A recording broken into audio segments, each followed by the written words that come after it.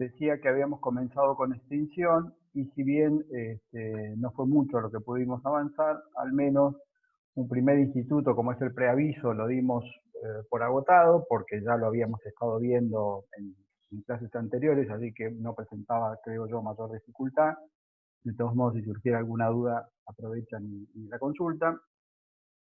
Y empezamos con el concepto de estabilidad en términos generales, introduciéndonos en uno de los temas más importantes que tiene la vida de la relación laboral, porque así como hemos estudiado el inicio de todo el vínculo y la cuestión previa al vínculo, cuando hay contrato y cuando hay relación y el desarrollo, dijimos que vamos a llegar indefectiblemente, como todo proceso, a una culminación y esa culminación eh, para la ley es las distintas formas de extinción.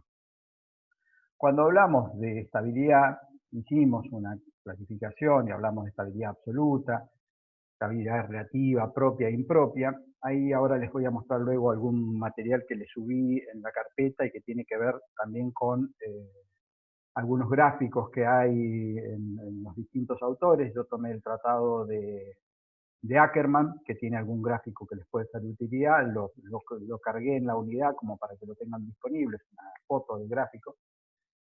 Pero habíamos hecho, sí, una mención al criterio que surge del propio artículo 14 bis de la Constitución Nacional. Recordarán que cuando hablamos de este tema de la estabilidad hicimos una referencia. Nunca está de más recordar textualmente qué es lo que dice el famoso 14 nuevo o el 14 bis, por la trascendencia que tiene, sobre todo en lo que hace a la interpretación posterior que suele dar la Corte en algunos planteos que se dan y que en este momento, se los había comentado en la clase anterior, se han vuelto a reeditar producto de las medidas tomadas como consecuencia de la pandemia o del COVID-19.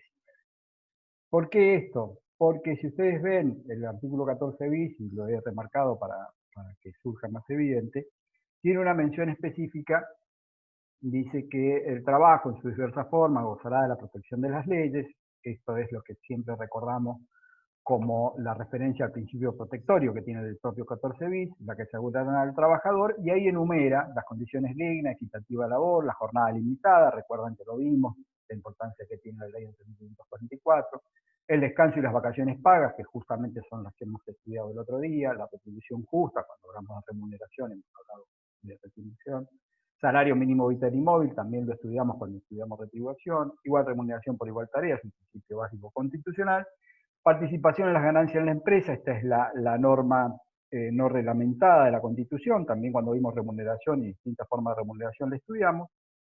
Control de la producción, colaboración en la dirección, y aquí viene lo referido a la estabilidad. Dice, protección contra el despido arbitrario y estabilidad del empleo público. Aquí, para cualquier autor que ustedes sigan, van a encontrar todo un debate histórico sobre si verdaderamente estos son dos presupuestos distintos, si deben ser analizados en forma integral o no. Hoy la mayoría de la doctrina laboralista argentina sostiene que son dos principios diferenciales. Que la estabilidad como tal, la estabilidad absoluta, aquella que estudiamos en la clase pasada, que en nuestro país podría ser asimilada a la que tiene el delegado o el tutelado sindical, solo la gozan los empleados públicos. ¿Y qué significa estabilidad en el empleo público? Que para poder extinguir ese vínculo, para poder despedir a un trabajador público del empleo público, deberá existir un sumario administrativo previo, es decir, solo el despido o la extinción del contrato de empleo público se permite en la medida que existe una causa debidamente probada y que se le haya garantizado el derecho de defensa. Si no, no hay posibilidad de extinguir el empleo público. Tengo la... Tengo un micrófono prendido, si alguno por favor verifican los micrófonos nuevamente, porque tengo un micrófono que genera alguna molestia. Por el contrario, no hay estabilidad en el empleo, pero sí hay protección contra el despido arbitrario en el trabajador del derecho privado. Y esta sería la primera parte del artículo, donde dice protección contra el despido arbitrario. ¿Qué significa o qué alcance tiene la protección esta que se le brinda al despido arbitrario? Pues la Constitución en principio parece haberlo dejado en manos del legislador. Es decir, que con la oportuna sanción de las leyes se puede, de hecho se ha brindado las diferentes protecciones que puede tener el despido arbitrario. En la historia del derecho positivo laboral argentino, esto ya venía de antes del año 73. ¿Por qué digo el año 73? Recuerden que es el año de la sanción de la Ley Contrato de Trabajo, la Ley 2744, que aprueba en el año 1973. Antes, en la historia, que lo habrán visto, lo van a estudiar cuando vean un poco la evolución del derecho positivo laboral argentino, antes estábamos regidos por las disposiciones generales del Código Comercio, del Código Civil, y en el año 36, para ser más exactos, Argentina por primera vez dictó alguna pauta vinculada con el despido arbitrario. ¿Y qué significó dictar una pauta? No existe, no existía, ni existe, porque hace a la historia de nuestro país, prohibición de despedir a un trabajador privado, sino que, por el contrario, existe la posibilidad de que el empleador resuelva voluntariamente la extinción incausada, es decir, sin que existan motivos que fundamenten, puede libremente extinguir el vínculo. Pero la consecuencia, y es ahí donde la doctrina entiende que está la protección al despido arbitrario, la consecuencia es una consecuencia económica, es una indemnización, es un quantum, es un monto que ha evolucionado y que ha variado a lo largo de la historia. Empezó siendo medio sueldo por cada año trabajado, después un sueldo, hemos tenido la 12ª parte de un sueldo durante algún periodo. No desesperen con eso porque es lo que justamente vamos a estudiar en profundidad cuando veamos qué dice actualmente el artículo 245. Solo lo cuento a modo anecdótico de cómo es que a lo largo de la historia del derecho laboral hemos tenido distintos presupuestos económicos de cuál ha sido la pauta que el legislador ha entendido como válida para brindarle protección al despido. Ahora bien, hasta aquí quedaría la foto y el análisis del 14 bis si no fuera que estamos en una situación absolutamente extraordinaria y excepcional. ¿Por qué? Porque si bien es cierto que la protección contra el despido arbitrario sigue, que el artículo 245 contempla la forma indemnizatoria cuando el empleador proceda a un despido incausado, en la actualidad, con una primer vigencia hasta el próximo domingo, hasta el 31 de mayo, y luego ya con un DNU que prorroga por 2 meses más, existe una prohibición absoluta de despido sin causa y también de despidos fundados en falta de disminución de trabajo o fuerza mayor. En este caso, el legislador en realidad ha sido el propio Poder Ejecutivo a través de los decretos de necesidad y de urgencia que están siendo ratificados por el Congreso a medida que va avanzando con su aprobación en los 10 días posteriores como manda la Constitución. El Poder Ejecutivo ha resuelto que para poder parar los inevitables impactos que va a tener la pandemia del COVID-19, el empleador no va a poder transitoriamente despedir sin causa, ni aún con causa fundada en la falta de disminución de trabajo personal. ¿Qué quiero significar con esto? Que esta explicación general que estamos dando sobre el régimen de la estabilidad relativa propia, impropia, de que no hay una estabilidad absoluta, no se encuentra hoy, y casualmente los encuentra a ustedes como alumnos cursando esta materia, en un caso bastante excepcional de nuestro país, que es que estamos teniendo una estabilidad absoluta temporal.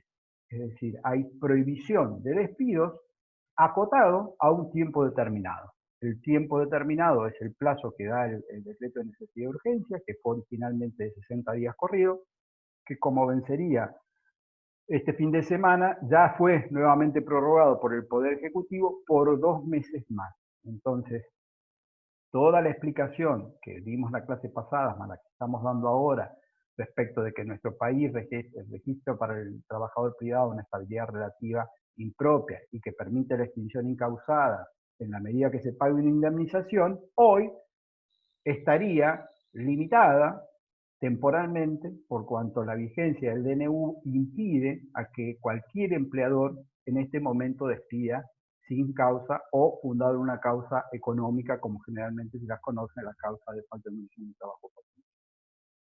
¿Cuál sería la consecuencia? Porque la preveía el mismo DNU para el caso de que el empleador desoyera esta instrucción y lo mismo procediera a despedir. La consecuencia es la invalidez del despido. Es decir, el despido se entiende por no realizado. Y de hecho, si bien tenemos nada más que unos 60 días de vigencia del DNU, ya hay varios pronunciamientos, es posible que ustedes hayan tomado conocimiento por los medios de algunos, pero ya hay varios pronunciamientos donde los juzgados laborales, a través de distintas formas procesales, ya sea una medida autosatisfactiva, una acción de amparo o una medida cautelar, han ordenado la nulidad de los despidos tomados en contradicción al DNU y la reinstalación de los trabajadores que han sido despedidos durante la vigencia de esta prohibición. Esto no es un tema menor, sino que es un tema verdaderamente significativo, más allá de que algunos de ustedes puedan estar pensando, bueno, pero si yo me recibo dentro de 3 años, se supone que este DNU ya no va a estar vigente, entonces ¿para qué estoy estudiando esto? Primero, porque el saber no ocupa lugar, como decían los viejos. Segundo, porque no todos, no sabemos cuánto va a durar el DNU, cuántas prórrogas eventualmente puede tener, y no todos a lo mejor se van a recibir dentro de 3 años, algunos se pueden estar recibiendo dentro de meses. ¿Por qué? Porque esta materia, como aquel que no hace la especialidad no tiene correlativas ascendentes, nosotros tenemos alumnos que terminan su carrera con nuestra materia. Entonces, si se recibiera, supongamos en el mes de julio o en el mes de agosto, es muy posible que cuando comience a ejercer la profesión va a estar con todo el impacto todavía de qué ocurre en la práctica con estos DNU.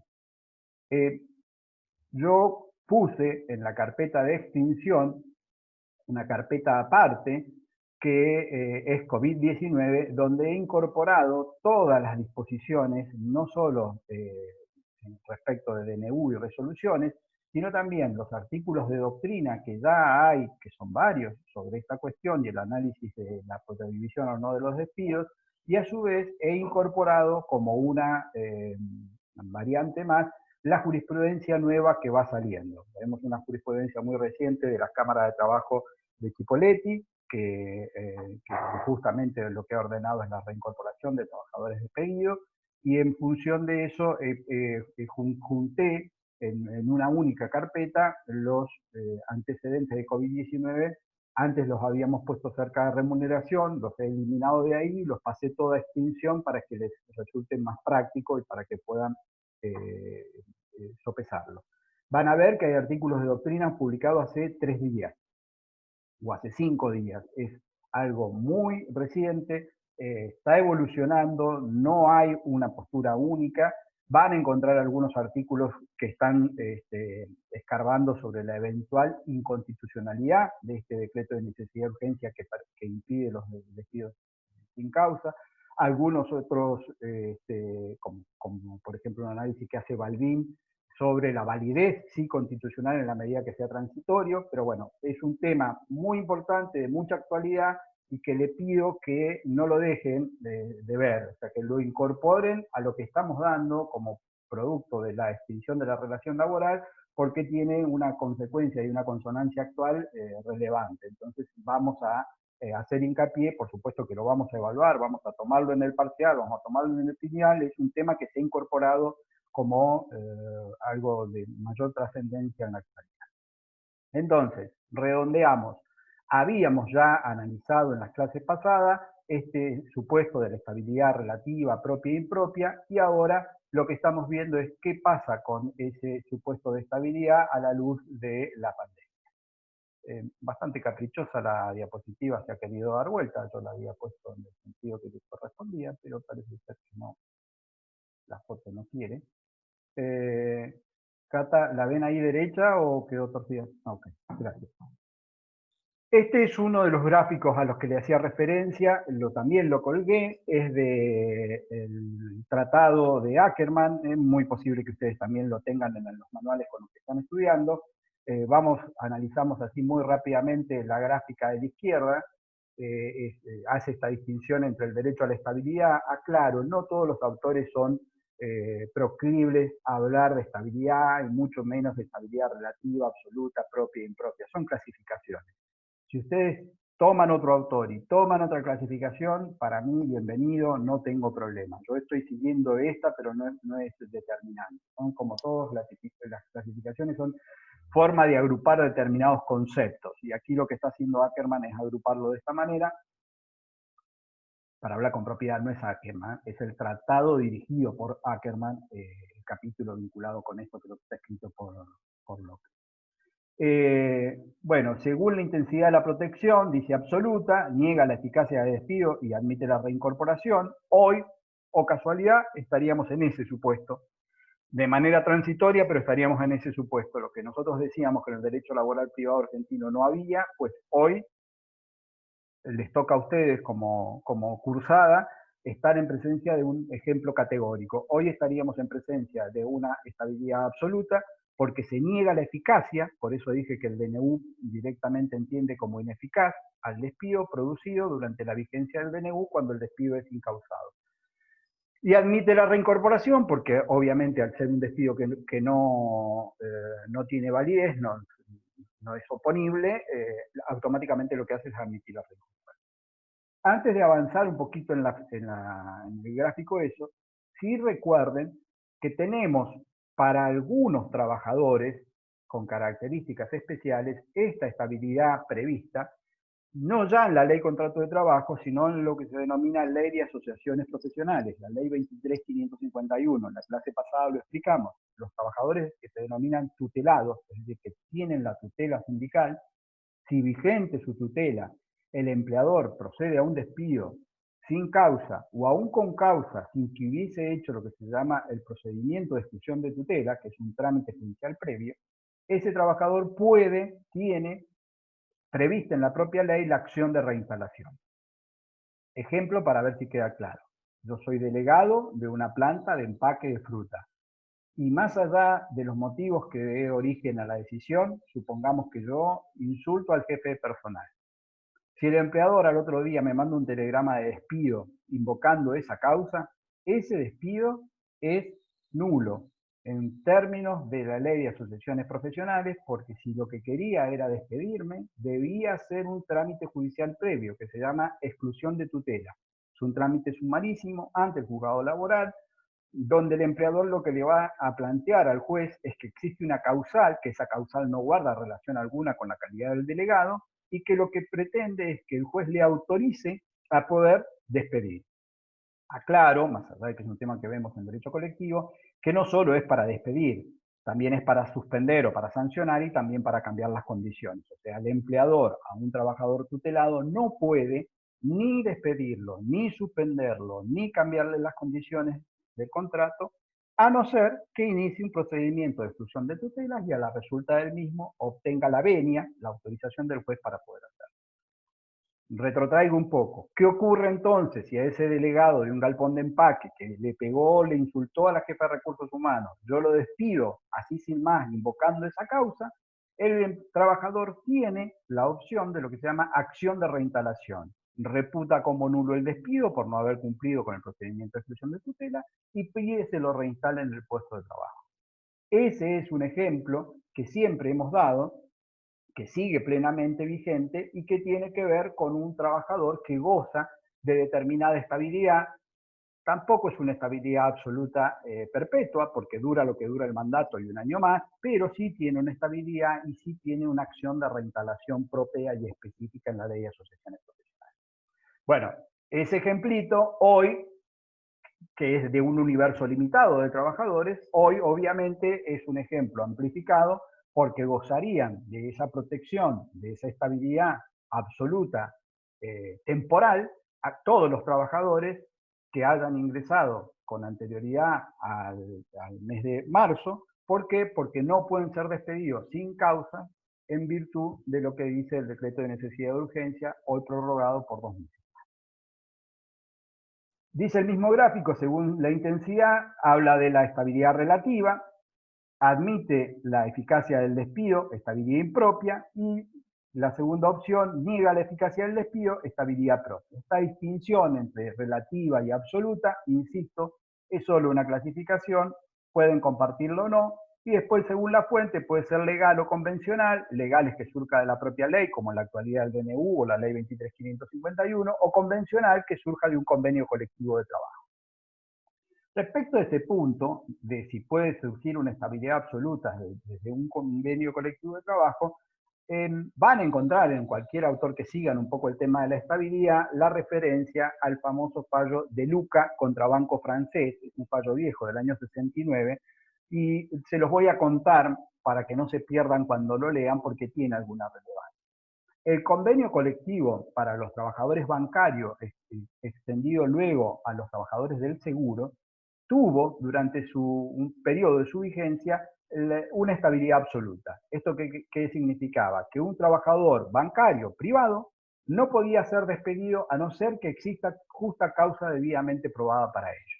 Esto dio lugar a que se tuviese que pronunciar oportunamente la Corte sobre la validez constitucional de una cláusula con semejante alcance, si era compatible o no con la disposición de la Constitución Nacional.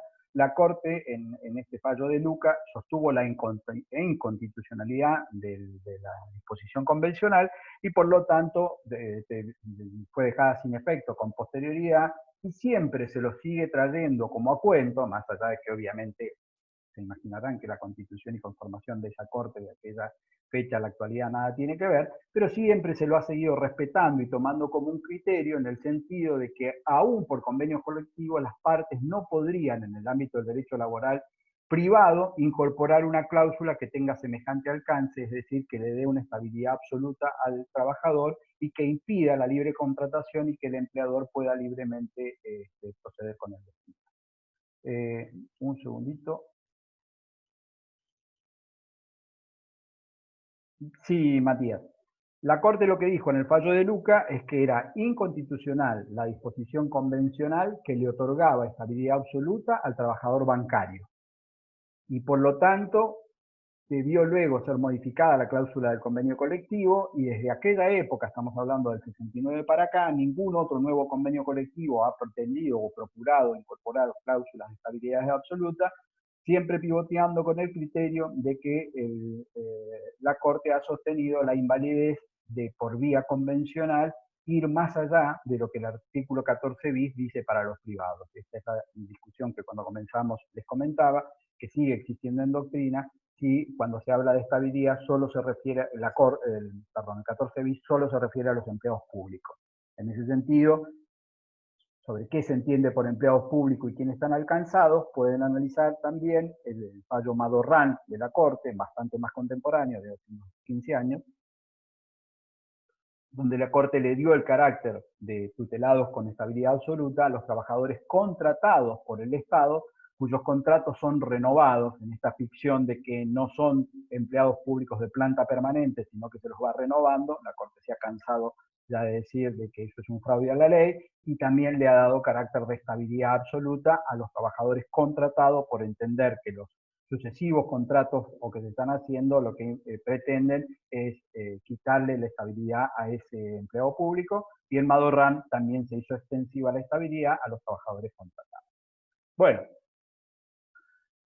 con esto voy a cerrar, si no quedan dudas o alguna pregunta, toda esta introducción sobre importante, y que no subestimo y les pido que la estudien, sobre el concepto de la estabilidad y las distintas formas de estabilidad que existen.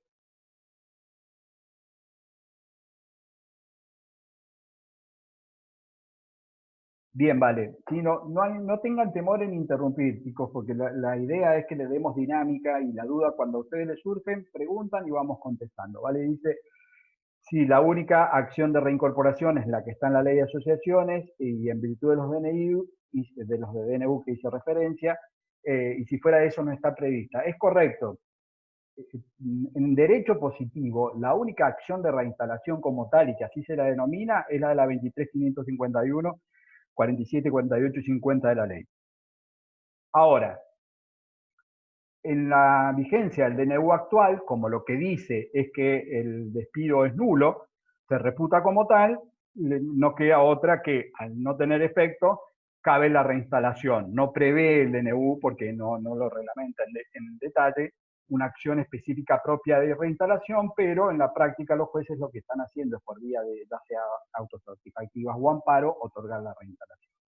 Pero lo que me pregunta Vale da pie para otra cosa, que si bien la hemos mencionado cuando hablamos de principios, Deben tener en cuenta, de hecho, cuando colgué esta carpeta sobre extinción, les puse no olvidar todo lo que vimos o lo que hay sobre despido discriminatorio en la carpeta de no discriminar. ¿Por qué? Porque lo vimos allí en principio y de allí colgamos y hablamos, y ahora vamos a profundizar un poquito más luego sobre la causal del despido discriminatorio, pero la pregunta de Vale viene bien para pararnos ahí. ¿Por qué? Porque si ustedes recuerdan un poco lo que les conté, la historia del famoso Álvarez con Cencosud, que fue la primera sentencia de la Corte, donde la Corte admitió la aplicación en los casos de derecho laboral de la ley antidiscriminación, la Corte en ese caso ordenó la reinstalación de los trabajadores despedidos en virtud de entender que el acto discriminatorio, si recuerdan cómo eran los trabajadores de empleado de comercio jerárquico de Cencosud, de la cadena Jumbo, que habían procurado organizar un sindicato. Cuando lo estaban organizando y ya lo tenían constituido, fueron todos despedidos. No consintieron el despido, cuestionaron el acto por discriminación, por prohibición de su accionar sindical, la Corte les da la razón y los ordena reinstalar más el pago de los salarios caídos durante todo el periodo. ¿Qué es esto? La Corte le dio un efecto también a esos despidos como despidos nulos y los ordenó reinstalar.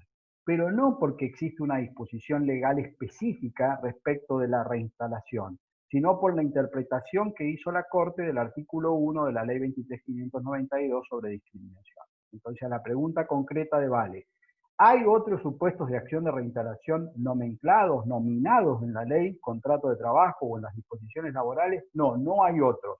El único que tiene ese nombre es el de la Ley de Asociaciones Profesionales 23.551. Pero eso no quiere decir que la jurisprudencia no haya interpretado que cuando existan supuestos de nulidad del despido, entiéndase los actuales DNU de prohibición o entiéndase un despido discriminatorio, la consecuencia termine siendo la reinstalación, más allá de que no exista técnicamente una acción nominada como acción de reinstalación. ¿Quedó claro, Vale? O no sé si apuntabas por ahí, pues yo agarré para este lado, a veces ocurre que cuando las preguntas son escritas. No, no, está bien, gracias, era eso. Bien. En el mismo, la misma página del libro, van a ver que comienza, y luego hay en la página siguiente, una gráfica que es una forma de agrupar los distintos supuestos de extinción que tiene prevista la ley contrato de trabajo. Digo que es una forma porque cualquier otro autor, ya en este momento no recuerdo cómo está Grisolía, pero sí, por ejemplo, recuerdo Vázquez Vialar, tienen otra forma de agrupar. Y, por ejemplo, otra forma de agrupar los supuestos de extinción es, y son por decisión proveniente del empleador, por decisión proveniente del trabajador, por decisión de ambas partes. Entonces es otra manera de cómo agrupar o cómo ir uniendo los distintos casos que da la legislación laboral de cómo pueden presentarse las extinciones. Como son nada más que clasificaciones o agrupamientos, para mí es indistinto. Lo importante es conocer el contenido, o sea, saber de qué versa cada una de esos supuestos. Ya que tenemos este aquí, tomemos este para ir utilizándolo como disparador e ir viendo cada uno de los supuestos de extinción. Yo lo que les propongo, o como vamos a manejar la clase de hoy, es vamos a ir viéndolas, vamos a ir dando las notas características de cada uno de los supuestos de extinción. Yo luego voy a detenerme en la clase de hoy a explicar la indemnización por antigüedad del artículo 245, porque lleva siempre algún grado de dificultad. Y lo que vamos a hacer es, al final de la clase, y si no alcanzamos en la próxima, pues ya dije que vamos a tener otra más, es vamos a contrastar estas causales que están aquí con la ley contrato. Es decir, vamos a ir viendo cada uno de estos supuestos en qué artículo de la ley contrato están reflejados. Yo algunos por ahí, si los recuerdo de memoria, se los voy mencionando, y si no, si quieren los vamos buscando, pero ahora vamos a trabajar un poco más libres, no atado al texto de la ley, sino a lo conceptual. Y después, por supuesto, que lo conceptual tiene que coincidir plenamente con lo que dice la ley. No vamos a inventar nosotros algo que no esté en la ley contrato, pero después vamos a ir artículo por artículo desgranándolo para hacerlo un poco más fácil. Supuestos que no... chicos, estoy con poca visión de ustedes, y a ver, voy a correr un poco a ver si veo alguno. Ahí lo veo, Matías. ¿Estamos de acuerdo? ¿Vale? ¿Estamos de acuerdo? ¿O ¿Alguna duda de esto? ¿No? ¿No tienen duda o no tienen ganas de preguntar nada? ¿Aldana? ¿Tampoco? ¿Todo ok? Bien. Entonces, seguimos. Tomamos este primer cuadrito como para usarlo de disparador. ¿Cómo agrupa este autor? Dice supuestos que no generan indemnización. Entonces, ya parémonos en ese primer concepto. ¿Qué es que no generan indemnización? Que la extinción de la relación laboral que se va a provocar no va a traer una consecuencia económica indemnizatoria al empleador. Es decir, el empleador no va a tener que abonar un valor indemnizatorio como consecuencia de la extinción. Karen, la unidad de extinción es, no me acuerdo de memoria, la 9, la 10, alguno tiene el programa, si no vamos lo buscamos, está el material puesto en la unidad que corresponde en la PERCO. El material que va a usar Karen es el material que es libro cualquiera y lo que estamos subiendo a cada una de las unidades. Sigo, chicos. Entonces, no genera consecuencia indemnizatoria. Pausa con eso para que no se genere ninguna confusión posterior. ¿Es lo mismo decir que no genere consecuencia indemnizatoria que no va a cobrar nada? No, no es lo mismo. ¿Por qué? Porque puede que el trabajador, de hecho, va en todos los supuestos a cobrar como consecuencia de la extinción algunos rubros, pero son rubros que son comunes y que se los denomina genéricamente como liquidación final. ¿Qué es esto? ¿Qué es una liquidación final? Es todo lo que el trabajador, cualquiera sea el motivo por el que se dé la extinción de la relación laboral, va a tener derecho a percibir. Y eso que va a tener derecho a percibir está atado a lo que ya ha devengado producto de la relación laboral.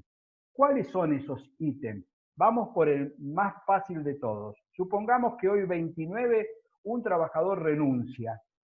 ¿No va a cobrar nada? No, sí va a cobrar. Al cuarto día hábil, que es el plazo, coincide con el plazo que hay para pagar los salarios, cuarto día hábil posterior a la extensión, en este caso estamos hablando de lunes, martes, miércoles, jueves, hasta el jueves, va a cobrar la liquidación final, que va a contener ¿qué cosas?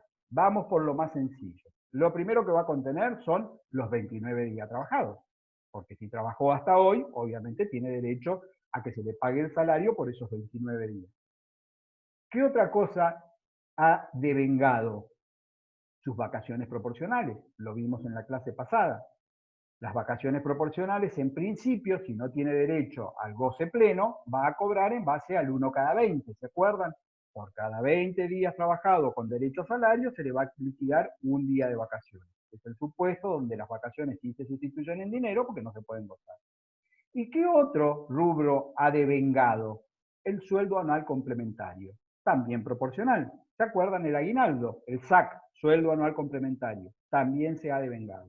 Entonces, ese trabajador que renunció va a tener derecho a cobrar, va a cobrar la liquidación final, pero la agrupación que está haciendo aquí el autor dice supuestos que no generan indemnizaciones, y esas no son indemnizaciones, son contraprestaciones devengadas generadas a medida que yo fui trabajando.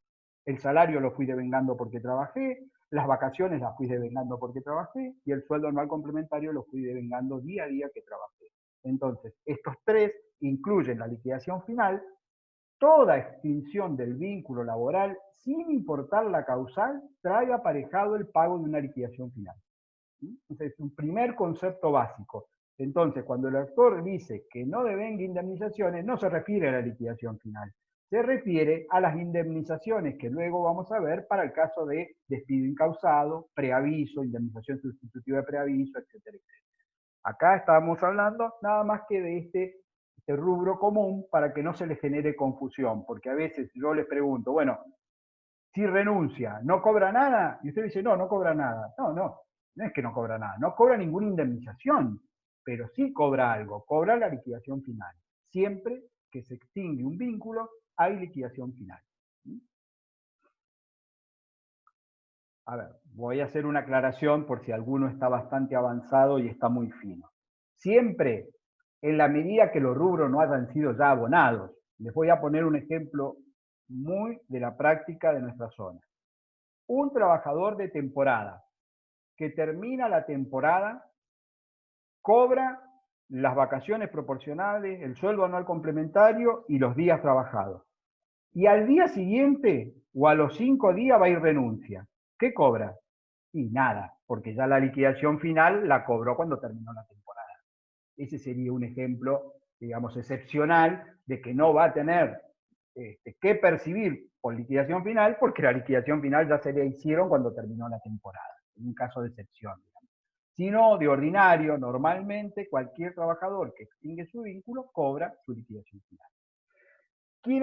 ¿Cuáles son los supuestos que agrupa acá este autor entre los que no genera indemnización? La renuncia, ¿se acuerdan que en la clase pasada la repasamos? Es el famoso artículo 240, que la renuncia en el ámbito del derecho laboral es formal.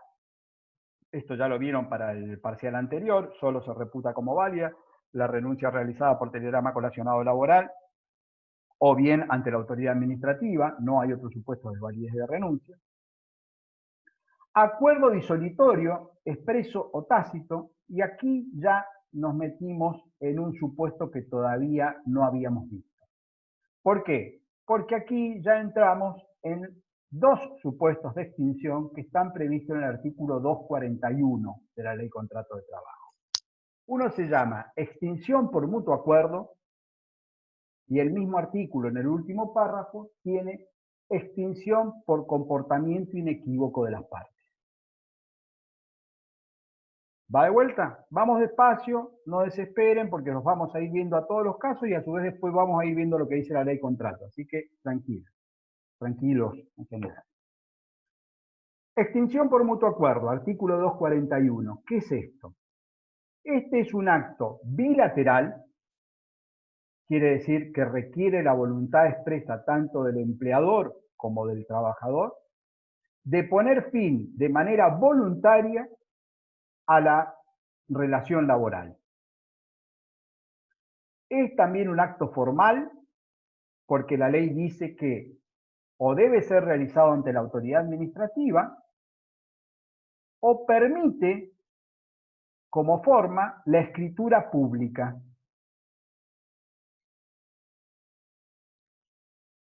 Y tiene los mismos efectos que una renuncia. Es decir, que si hay una extinción por mutuo acuerdo, aquí ya no es solo el trabajador el que manifiesta su voluntad de renunciar, sino que ambos comparecen ante la autoridad administrativa o ante un escribano, hacen una escritura pública y manifiesta la extinción recíproca de extinguir el vínculo de manera voluntaria. ¿Qué ocurre con esa extinción por mutuo acuerdo? No tiene aparejada indemnización. Es decir, que con una liquidación final se da por terminado. Pero, como obviamente ustedes no son ingenuos, lo primero que se preguntarán es, pero che, si podía renunciar y era tan sencillo como que vaya al correo y mande el telegrama, ¿por qué van a tener que ir las dos partes ante la autoridad administrativa o gastar plata en un escribano para hacer esta extinción de mutuo acuerdo? Si el efecto es el mismo. La realidad es que las extinciones de mutuo acuerdo en la práctica normalmente traen adicionado o atado una gratificación por cese. Es decir, el empleador suele resolver en una extinción por mutuo acuerdo abonar una suma X de dinero que es una suma no remunerativa y es una gratificación que no está alcanzada al impuesto a las ganancias.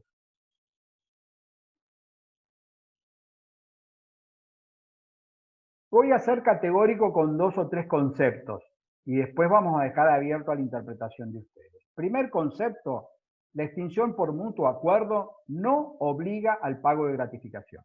Es decir, basta con la manifestación de voluntad de ambas partes en el ámbito determinado que es administrativo o escritura pública para que se dé por extinguido el vínculo, pagada la liquidación final, se terminó el problema. Eso es lo que dice la ley. Ahora, en la práctica, si hay extinción por mutuo acuerdo, en el 99% de los casos hay un pago de una gratificación. Y en la práctica, ese pago de gratificación muchas veces esconde lo que hubiese sido el pago de la indemnización por el despido sin causa. Por eso es que es un supuesto que en los últimos años ha sido bastante cuestionado y que hay mucha jurisprudencia que lo sale a escarbar para ver si hay o no vicio de la voluntad por parte del trabajador, si ha sido presionado para llegar a este supuesto acuerdo, entre comillas, para convenir la extinción del vínculo, cuando en realidad ha sido o te echamos o lleguemos a esto y te pagamos una suma de dinero. Y a lo mejor es o te echamos y no te pagamos nada porque te ponemos tal causa o porque inventamos la causa, con lo cual vas a tener un juicio futuro, o accedes a este acuerdo. Esto es lo que suele estar muchas veces, se presume que está atrás de un 241 y es lo que lleva a la jurisprudencia a que lo verifique a ver qué ha ocurrido.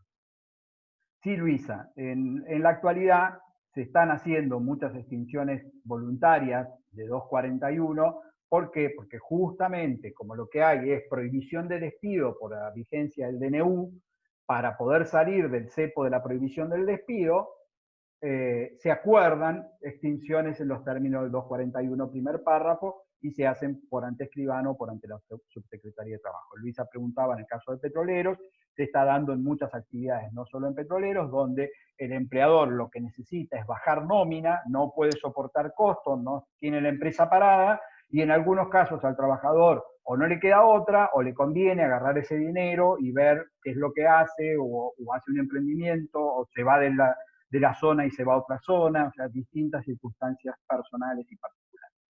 Ahora bien, ese es el 241 en el primer párrafo. El mismo artículo contempla otro supuesto también de extinción, porque fíjense que estamos siguiendo este cuadrito como disparador, dice acuerdo disolutorio expreso o tácito, que el expreso es la extinción por mutuo acuerdo formal que acabamos de hablar, 241 primer párrafo. Y el tácito es el último párrafo de ese artículo, que es la extinción por comportamiento inequívoco de las partes. ¿Qué es el comportamiento inequívoco de las partes? Es cuando ambas han tomado determinadas conductas que pueden llevar a presumir una voluntad extintiva, pero que no lo han hecho de manera expresa, sino que solo han dejado que los hechos hablen. Ejemplo más claro, dejo de ir a trabajar. Yo, trabajador, dejo de ir a trabajar. El empleador no me intima, pasa el tiempo.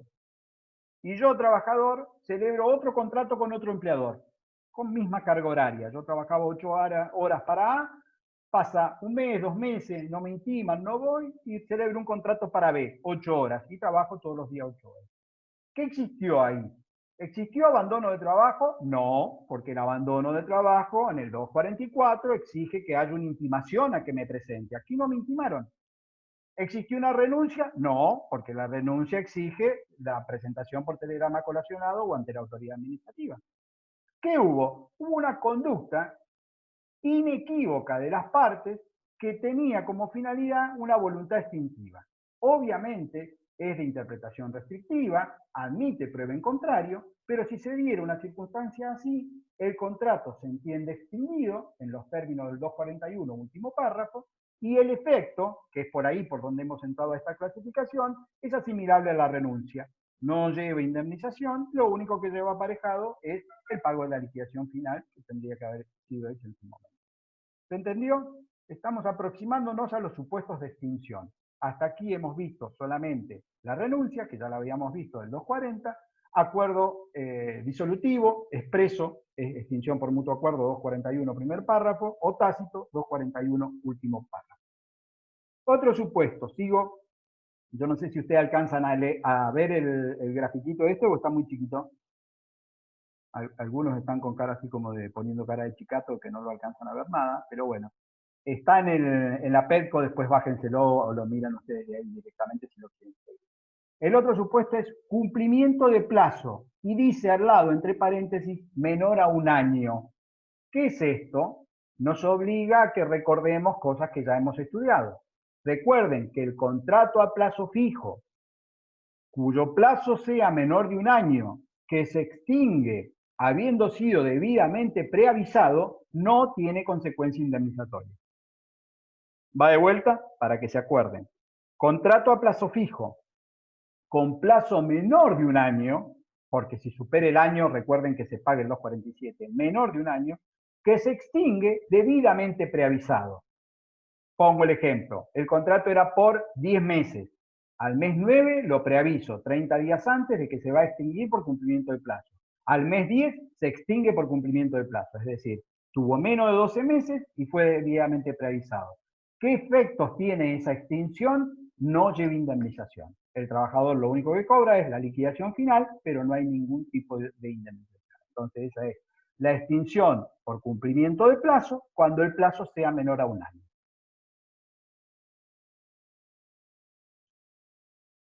Y aquí vamos a caer indefectiblemente en el centro de los supuestos de extinción porque es el más polémico y el más utilizado. El famoso despido con justa causa. ¿Qué es el despido con justa causa? La ley contrato en el artículo 242 define cuándo hay justa causa que permita la extinción de la relación laboral. Y lo tipifica de la siguiente manera. Dice que debe existir una injuria laboral grave que impida la prosecución del vínculo laboral. Va de vuelta. El artículo 242 dice que va a haber justa causa cuando exista una injuria laboral grave que impida la prosecución del vínculo laboral. Ahora bien, vamos a desgranar un poquito el 242 porque es del meollo de la cosa. Injuria, en términos del derecho de trabajo, nada tiene que ver con la utilización del término en derecho penal. Injuria en derecho laboral es incumplimiento. Incumplimiento. Entonces, tiene que haber un incumplimiento laboral, pero no cualquier incumplimiento. ¿Por qué? Pues si lo ponemos, vamos trabajando con un ejemplo en paralelo para que lo visualicemos. Un trabajador falta sin aviso a su trabajo. Y está probado que falta sin aviso.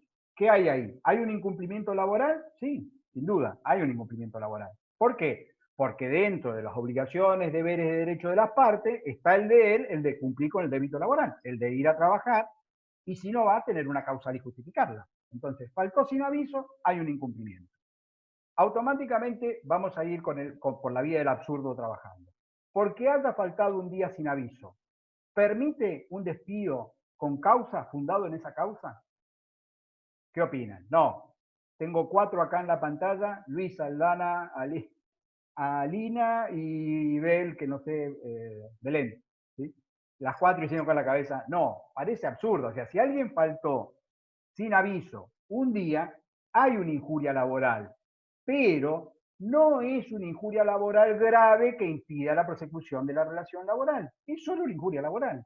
Y como tal dará derecho a que el empleador aplique sanciones disciplinarias en su caso. O sea que puede eventualmente suspender o puede eventualmente apercibir, ustedes ya vieron los supuestos de sanciones disciplinarias. Entonces, ¿tengo una injuria? Sí, pero no es grave que impida la prosecución.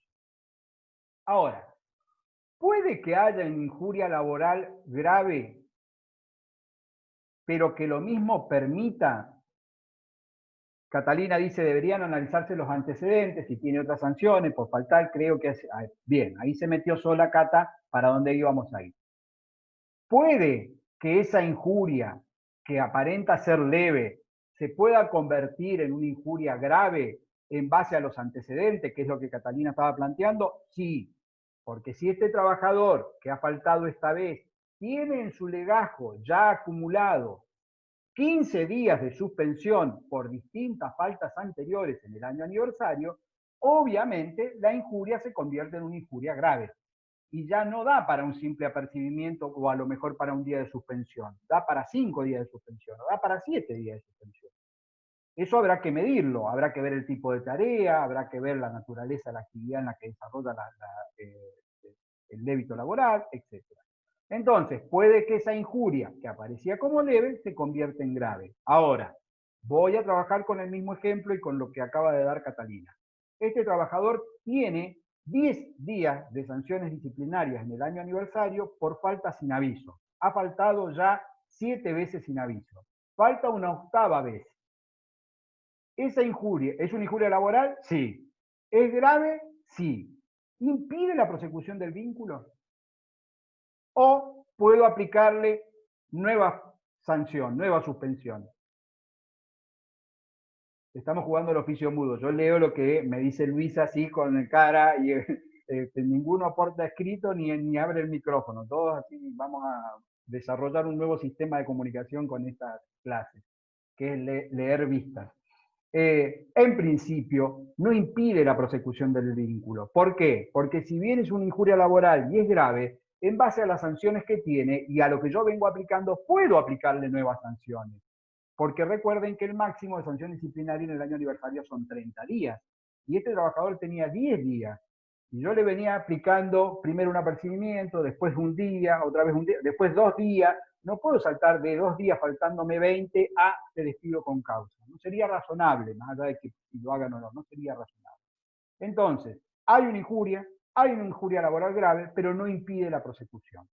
Entonces, para que se dé el supuesto del despido con justa causa en los términos del 242, se tienen que reunir estos requisitos y tienen que estar presentes los tres. Tiene que ser una injuria laboral, tiene que ser grave y tiene que impedir la prosecución de la relación laboral.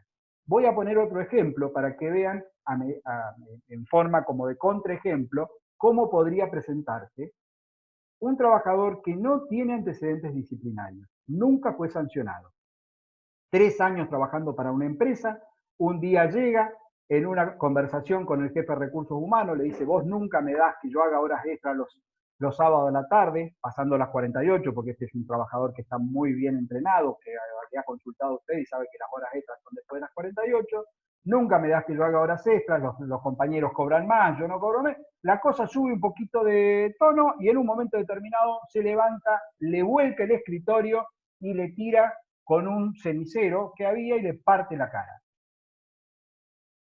¿Qué existió? ¿Existió una injuria laboral? Sí. ¿Es grave? Sí.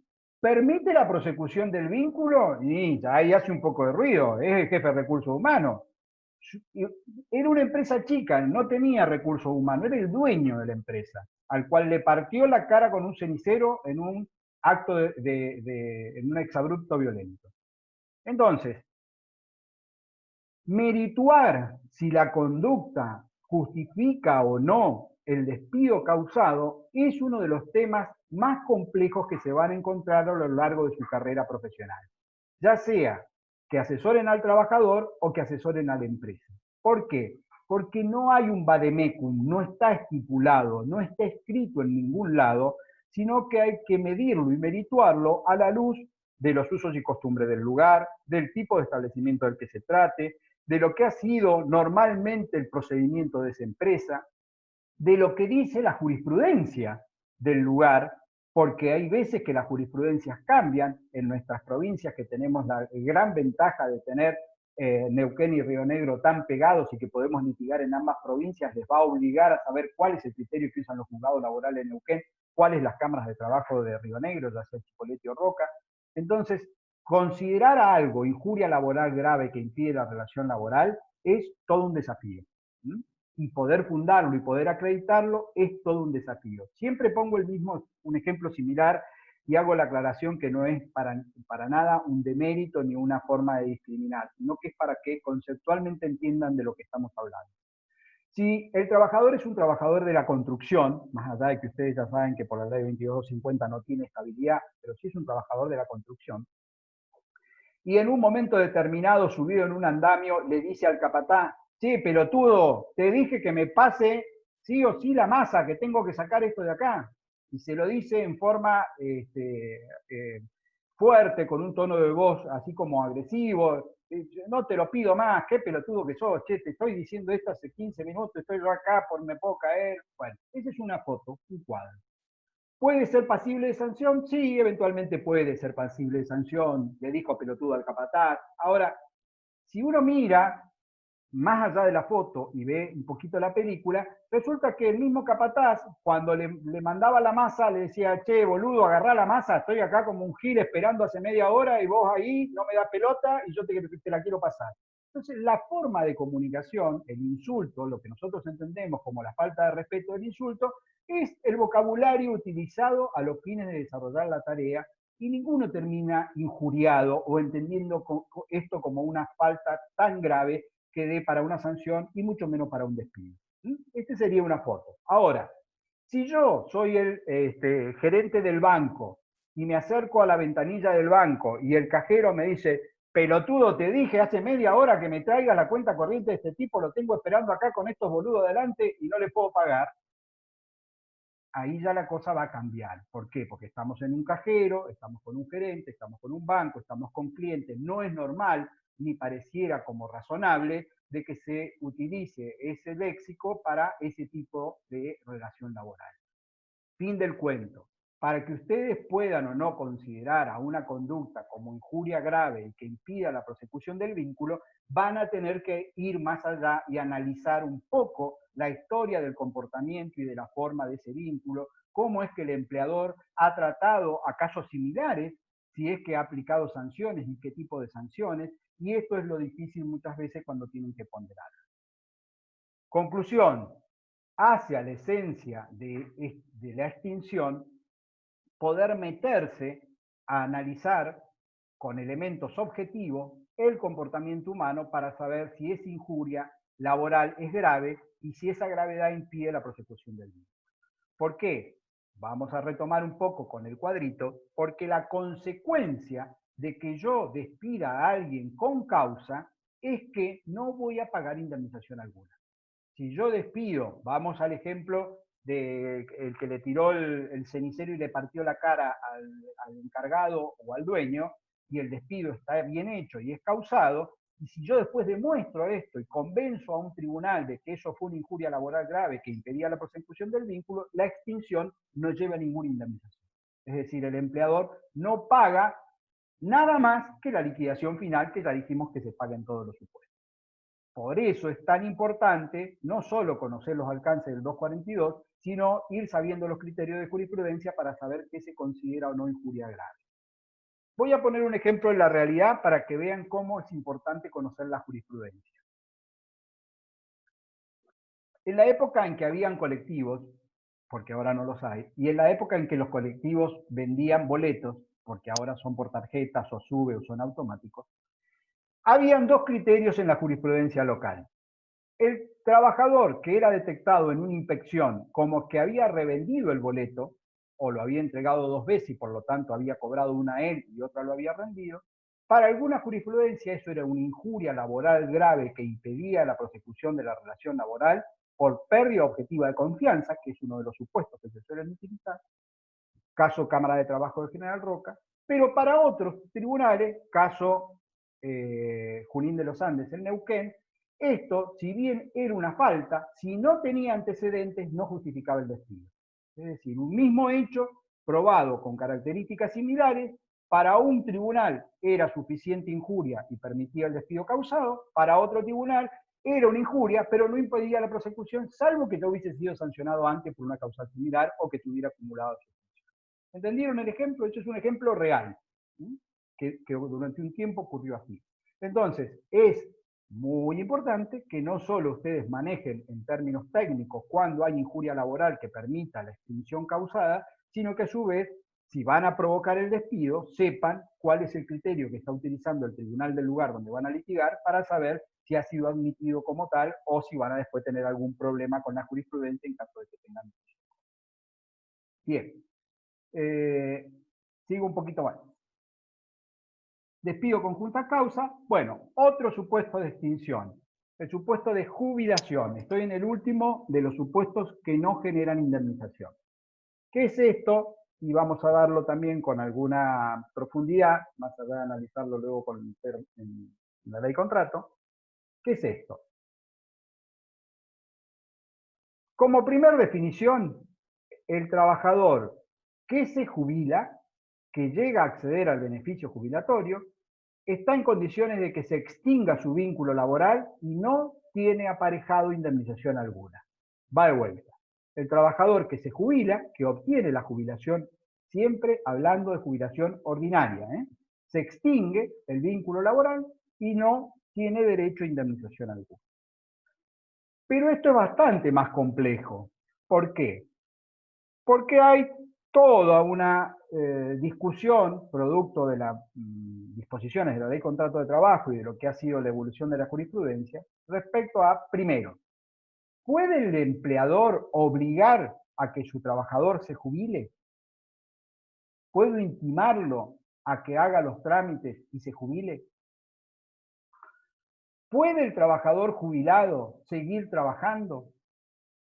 Si el trabajador que se jubiló reingresa o sigue, ¿qué pasa si luego se lo despide? ¿Cobra indemnización por todo el periodo o solo por el periodo nuevo? Como ven, les di 3 o 4 preguntas, no les di ninguna solución, solo les di problemas. Ahora vamos a tratar de juntos escarbar sobre la solución. La ley ha regulado un procedimiento en el cual el empleador puede intimar al trabajador a que inicie los trámites jubilatorios. Ese emplazamiento debe ser por un plazo de 1 año, tiene los efectos de un preaviso, y si vencido el plazo del año y el trabajador no obtiene la jubilación porque no hizo los trámites, es decir, por un actuar o una desidia personal, el contrato igualmente se extingue y no hay pago de indemnización. Pero aquí viene lo delicado de este tema. Cuando el empleador realice la intimación, tiene que tener la certeza de que el trabajador reúne todos los requisitos. Porque si el trabajador no se pudiera jubilar porque le falta algún requisito, como yo ya preavisé, porque esa intimación tiene efectos de preaviso, la relación se extingue igual y se convierte en un despido sin causa. ¿Va de vuelta? ¿Tengo alguna preguntilla por aquí? Sí, Aldana, va de vuelta. Se quedó perdida Aldana. No sabía si estabas perdida con el tema o estabas con la compu hablando con alguien. Yo digo, bueno, no, ya está, se perdió la concentración Aldana. Bueno. Disculpe, ¿le puedo hacer una pregunta? ¿Y si no realiza el preaviso, paga la indemnización también? No, es que la intimación es... Vamos a dar de nuevo el tema. Hola, ¿qué tal? ¿Cómo les va? Buenas tardes. Acá estamos en Derecho Social. Vamos a ver extinción por jubilación. De nuevo, de cero. Es un tema que tiene su ruido. Yo pregunté, ¿puede el empleador intimar a su trabajadora que se jubile? La respuesta es sí, puede intimarlo. Ahora la ley esto lo ha reglamentado. Dice que esa intimación tiene que ser por un plazo no menor a 1 año. Es decir, yo lo debo intimar y tiene todo 1 año para hacer los trámites jubilatorios. La intimación como tal tiene efecto de preaviso. No es que hay que dar un preaviso aparte. La intimación ya tiene efectos de preaviso. ¿Esto qué quiere decir? Que al año, cumplido el año, si el trabajador no se jubiló porque no hizo los trámites, lo mismo el contrato se extingue. Punto. Se extingue sin pago de indemnización. Pero para que esto ocurra así en esa secuencia, hay un presupuesto muy importante, que es que cuando el empleador hizo la intimación, tiene no solo que otorgar la documentación correspondiente que él tiene que emitir, que son los certificados respectivos, sino que tiene que tener certeza de que reúne todos los requisitos. Porque si el empleador el trabajador no se puede jubilar porque le falta algún requisito, el ANSES le rechaza la jubilación porque, por ejemplo, le dice le falta años de antigüedad, años de aporte, y se la rechaza, el despido se convierte en un despido incausado. ¿Por qué? Porque lo mismo al año se extingue, porque como ya hubo preaviso, al año se va a extinguir, pero no se va a extinguir por motivo de la desidia del trabajador de que no se quiso jubilar, sino por la imposibilidad del trabajador de que no tenía los requisitos para jubilarse. Por lo tanto, si no tenía los requisitos, esa extinción se convirtió en un despido incausado. Como despido incausado, lleva la indemnización del 245. Estas disposiciones de la ley contrato, a su vez, tuvieron un cambio muy importante durante el gobierno de Macri. ¿Por qué? Porque La ley de jubilaciones, dice la ley de jubilaciones, la 24241, que la trabajadora mujer se jubila a los 60 años, estamos hablando de jubilaciones ordinarias, 60 años de edad con 30 años de aportes y contribuciones, y el trabajador varón a los 65 años de edad con 30 años de aporte y jubilación. Eso dice la ley 24241, la ley de jubilación. ¿Hasta ahí de acuerdo? Durante el gobierno de Macri se modificó la ley contrato y la ley contrato en la actualidad dice que el trabajador a su decisión puede trabajar hasta los 70 años. ¿Va de vuelta? La ley se modificó y le da en cabeza del trabajador la posibilidad de trabajar hasta los 70 años. Por lo tanto, el empleador no va a poder intimar válidamente a que un trabajador se jubile, salvo que haya cumplido 70 años de edad y a su vez tenga los años de aporte y contribución. Están todos con la cabeza baja escribiendo mucho y están entre flechas, curvas y no saben cómo salir del enredo. Así que va de vuelta para que quede claro. Una primer parte posiblemente ya se entendió, pero la reforzamos. ¿El empleador puede intimar a que su trabajador se jubile? Sí, en la medida que tenga los requisitos. Ahora le vamos a agregar ya que como requisito es que tenga por lo menos 70 años de edad, porque la ley ahora le permite al trabajador, a su decisión, trabajar hasta los 70. Esto no quiere decir que se cambió la edad jubilatoria, no quiere decir que todos para jubilarnos tenemos que tener 70 años. No, la edad jubilatoria sigue siendo 60 la mujer, 75 el varón. Pero yo, trabajadora mujer, puedo decidir trabajar hasta los 70. Y yo, trabajador varón, puedo decidir trabajar hasta los 70. Entonces, para que el empleador me pueda intimar, un primer requisito es que yo haya cumplido 70 años de edad. Si no, no me puede intimar válidamente. No solo que haya cumplido 70 años de edad, sino que tenga los requisitos que exige la ley, que son los 30 años de aportes y servicios y contribuciones. Si eso se da y me intima por un año, y ahora avancemos un poquito, me intima a que yo me jubile, tengo 70 años, yo hago el trámite, me jubilo, obtengo la jubilación. ¿Qué ocurre? Se extingue el contrato de trabajo por jubilación, no se paga ninguna indemnización. Lo único que hay en ese supuesto es liquidación final. Se extingue por haber accedido al beneficio jubilatorio, que era el ejemplo que está poniendo acá el libro cuando clasifica y pone jubilación. Seguimos. Me intima, tengo 70 años, me intima, pasa el año y no me puedo jubilar porque me falta el otro requisito. No puedo acreditar 30 años de aportes y servicios. Entonces, el ANSES me rechaza la jubilación, no me la da. ¿Qué ocurre? Se extingue el contrato de trabajo igual, pero se extingue como despido sin causa. ¿Por qué? Porque ese plazo que me dio de año opera como plazo de preaviso, es un despido sin causa, y la consecuencia ¿cuál es? Debe indemnizarme en función de mi antigüedad. Ahí ya no estamos hablando de este supuesto de jubilación que da acá la clasificación, sino que estamos hablando de extinción por no poder acceder a la jubilación habiendo sido intimado. Ahí se me debe pagar la indemnización del 245. ¿Sí? ¿Mejoró un poco o sigue muy enquilombado? ¿Aldana? ¿Bien? ¿Alina está bien?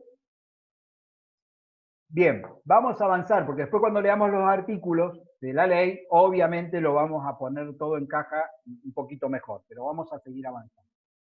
Son 5:10, vamos a dar unos 20 minutos más, no mucho más, hasta 5:30, 5:40, así que avancemos un poquito con casuística. Yo doy dos cositas más y voy a dar el famoso 245 para ya irlo macerando a partir de hoy para adelante. Supuestos que generan indemnizaciones reducidas. ¿Qué es indemnizaciones reducidas? La indemnización plena es la del artículo 245, del que no hemos dado todavía la forma. La indemnización reducida puede ser la mitad del 245, que es el 247, o un 25% del 245. ¿Para qué supuesto procede el 25% del 245? Ustedes ya lo saben. Mirada retrospectiva pone Aldana como diciendo acá en mi mente lo voy a encontrar. ¿Cuál? Para la mujer. Cuando... Bien. Un poco más, avancemos. Para la mujer, todas las mujeres van a cobrar el 25%, está siendo discriminatorio. En la renuncia tácita, en la famosa renuncia tácita de la mujer embarazada. Bien, vamos. Entre todos lo sacamos, va ahí, sí. El supuesto exclusivo del 25% es para el caso de la trabajadora mujer embarazada que vencida su licencia posparto, recuerdan que si no se presenta, este es un caso muy atípico de la ley, presume que hay una renuncia y a su vez esa renuncia tiene una contraprestación del 25% del 2%. ¿Sí? ¿Se acuerdan? Ahora lo vamos a ver, pero era para que vean que estas son las que se llama reducida. Vamos con el primer ejemplo. Cumplimiento del plazo mayor a un año. Bien, este es fácil. Dijimos en el supuesto anterior que un contrato a plazo fijo que se extingue antes de un año y que está debidamente preavisado no cobro nada.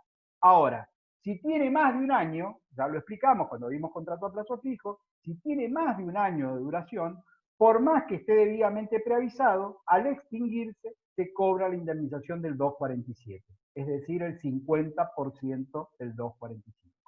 Entonces, el primer supuesto, cumplimiento del plazo para los contratos a plazo fijo, cuando el contrato es mayor de un año. Recuerden que hicimos la observación que es que no solo estoy hablando del último plazo del contrato, sino de la sumatoria de plazos que yo he tenido ese contrato. Porque si el contrato lo hice primero por 3 meses, y antes que se venza lo hice por 3 meses, y después lo hice por 6 meses, tengo que sumar las antigüedades de cada contrato a plazo. Si ha superado el año, tiene indemnización del 50% del 245. Segundo, acogimiento de la trabajadora a la compensación por tiempo de servicio. Ni yo leo lo que dice esto, está re chiquitito.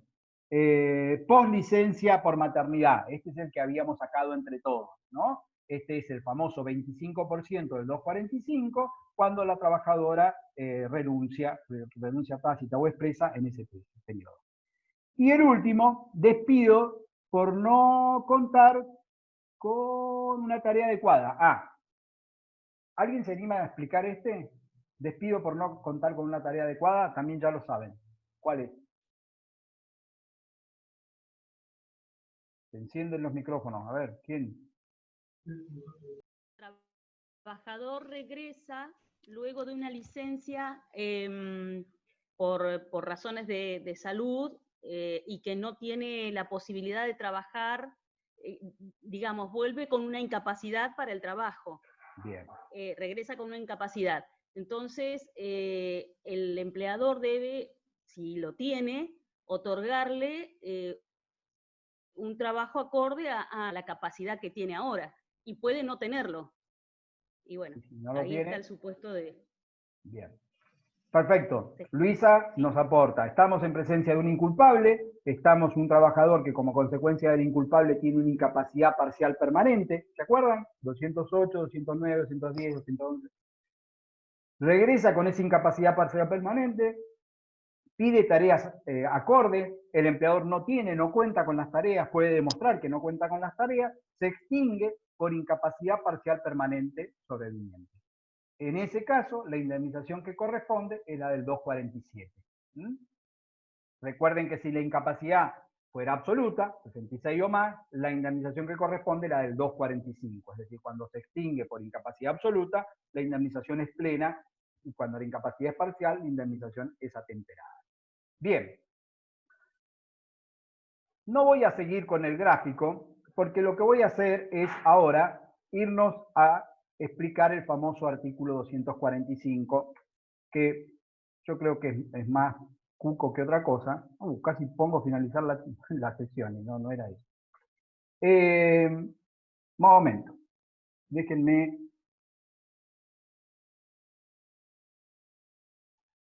Bueno, acá sigue la gráfica.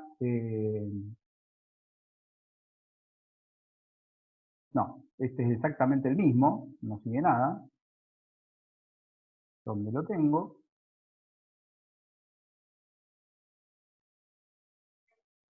Está posteado. Hay que girarlo.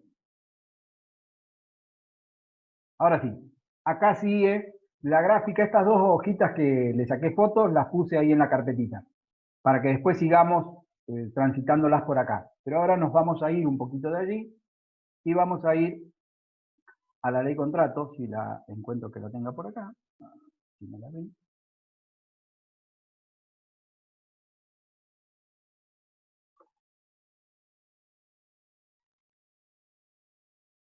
Denme un segundo porque no había dejado abierta la ley de contrato.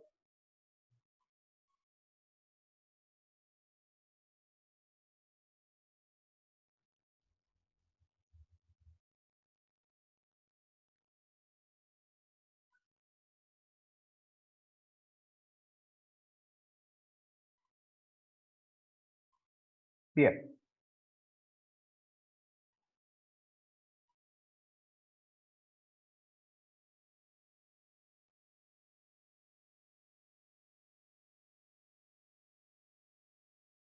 Bueno, vamos a ir a la forma, dijimos, vamos a aproximar de nuevo el tema, que cuando el despido es sin causa, producto de esta estabilidad relativa impropia que tiene la legislación nuestra, el empleador va a tener una consecuencia que es una consecuencia económica.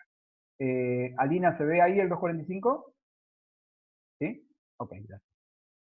Entonces, ok, vamos a ahora aprovechar para estudiar los alcances de este artículo 245, que no es ni más ni menos que una forma de calcular, es una indemnización, como se lo dice, tasada o tarifada, porque cuando el despido se provoca sin causa, no es que el trabajador puede cobrar cualquier suma o no sabe qué es lo que va a cobrar. El trabajador sabe de antemano que va a cobrar lo que la ley contrato ya determina como una forma de cálculo para pagar esa indemnización. Un primer tema, que luego vamos a profundizar en las clases siguientes, es que en principio este monto indemnizatorio es monto único y cancelatorio, salvo supuestos de excepción donde en el ámbito laboral se admite el daño moral como un daño adicional al despido. Supuesto que es de aplicación restrictiva y que solo se da en algunos casos como por ejemplo, te despido imputando la supuesta comisión de un delito, luego no puedo probar la existencia del delito, entonces esto que ha llegado a la esfera de conocimiento me causa un perjuicio adicional, me vas a pagar el 245 más un daño moral. También se lo ha utilizado en los despidos discriminatorios. Recuerden cuando hablamos de la causa de Álvarez contra Encosur, dijimos que ahí había sido la reinstalación, pero que la minoría en el fallo de la Corte lo que estaba era una indemnización agravada, es decir, a un monto del 245 más un agravamiento. Pero en términos generales, en el ámbito del derecho laboral, la indemnización es tasada, está atada a esta forma de cálculo que da el 245. ¿Qué es lo que hay que tener en cuenta para poder aplicar la indemnización del 245? En primer lugar, la antigüedad del trabajador. Es un elemento que debemos tenerlo, y no solo en función de años, sino que debe ser un elemento certero. Tengo que tener la cantidad de años, de meses y de días. ¿Por qué? Porque la ley dice que por cada año trabajado, en realidad dice por cada año de servicio, o fracción mayor de 3 meses, me corresponde algo. Entonces, lo primero que tengo que saber es la antigüedad, determinar cuál es la antigüedad. ¿Cómo determino la antigüedad?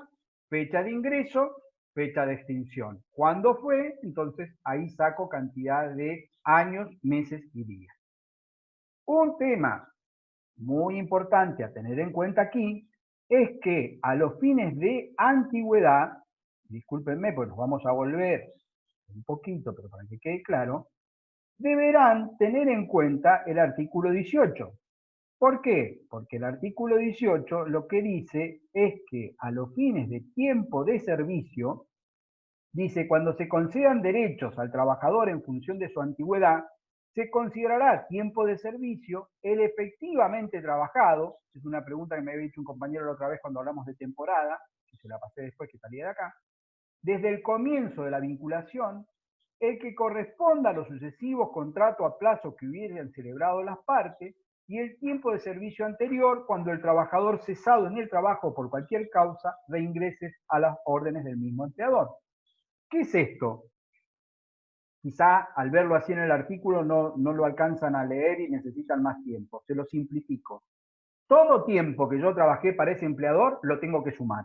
Esto quiere decir, yo trabajé en el año 90 al 95, 5 años, renuncié y me fui. Pasó el tiempo. Después del 2015 vuelvo a ingresar y en el 2020 me despiden. ¿Cuál es mi antigüedad? ¿Del 2015 al 2020? No, mi antigüedad es la vieja, los 5 años que yo trabajé, más los 5 años que trabajé ahora. Es decir, tengo 10 años de antigüedad. Y si hubiese tenido contrato a plazo, distintos contratos a plazo, también lo sumo. Entonces, ojo, porque a los fines de antigüedad debo remitirme al 18 como tiempo de servicio. Tiempo de servicio es todo aquel tiempo que yo puse a disposición la fuerza laboral en beneficio del empleador, sin importar que haya estado cortado. Luego, me apuro a decir esto porque alguno a lo mejor está un poquito más avanzado, luego vamos a analizar qué pasa si ese tiempo anterior fue indemnizado. Aquí yo puse el ejemplo de que renuncié, pero ¿qué pasa si antes me despidieron y me pagaron la indemnización? Si ahora, cuando acumule esa antigüedad, me van a volver a pagar la indemnización o no. Me adelanto a decirles que no, que el tiempo que ya fue indemnizado antes no se indemniza 2 veces, se resta. Pero a los fines del servicio es importante que sumen todo el periodo, los periodos que hubiesen trabajado. Esto lo doy para que quede claro y no tengamos dolor de cabeza, pero vamos a trabajar con el primer supuesto, que es un supuesto más básico. Un trabajador que ingresó, vayan tomando nota porque vamos a hacer con esto un ejercicio ya mismo. Un trabajador cuya fecha de ingreso es el 15 de enero del año 2018. Y es despedido sin causa el 16 de abril del año 2020, en plena infracción al DNU que prohíbe los despidos. Bueno, no importa. Olvídense de eso porque justo la fecha que pusimos me parece que nos cae. Bien, ya, sin avanzar. ¿Alguien me dice qué antigüedad tiene ese trabajador?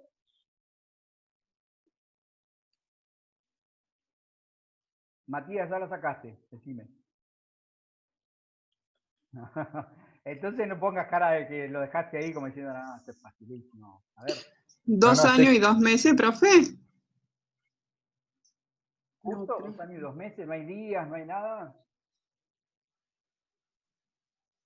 Ah, me faltó sumar los días.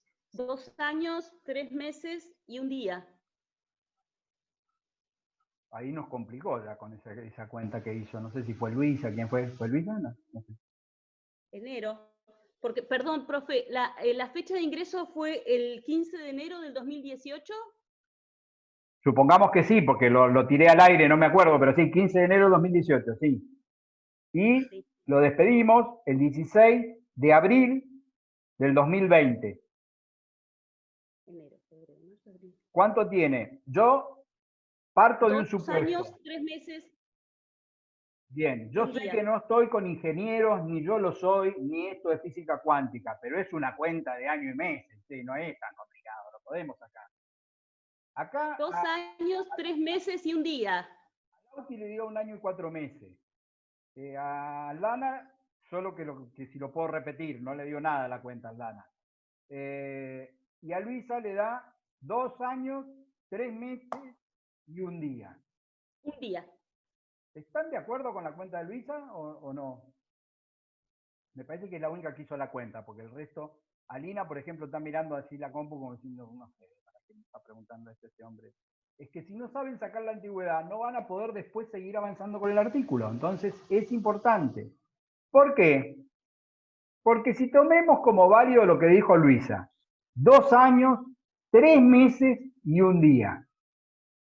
El artículo dice que por cada año de servicio o fracción mayor de 3 meses me corresponde algo. Brenda, después vamos con los temporarios. Vamos con el 245 puro para entenderlo, después vamos con excepcionalidades. Ya te digo, Brenda, que lo habíamos dicho, el temporario es por tiempo efectivo de trabajo. Vas a hacer igual, le vas a sumar el tiempo que hayas trabajado en cada temporada.